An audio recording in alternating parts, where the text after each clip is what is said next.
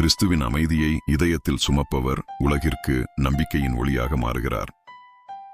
இறைவார்த்தை: உங்களுக்கு அமைதி உரித்தாகுக.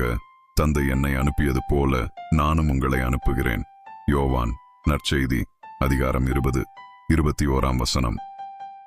சிந்தனை: ஒவ்வொரு காலையிலும் இறைவன் நமக்கு ஒரு புதிய பணியை கொடுக்கிறார். நாம் செல்லும் இடமெல்லாம் அவரது அமைதியையும் அன்பையும் எடுத்துச் செல்லும் தூதர்களாக இருக்க வேண்டும்.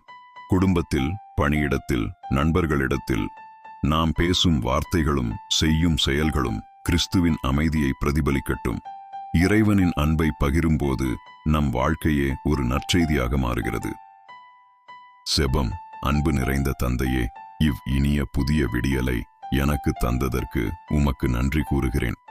இன்றைய நாளிலே உமது அமைதி என் இதயத்திலே நிலைத்திருக்க அருள் தாரும். நான் செல்லும் இடமெல்லாம் உமது அன்பையும் சமாதானத்தையும் பகிரும் கருவியாக என்னை மாற்றியருளும்.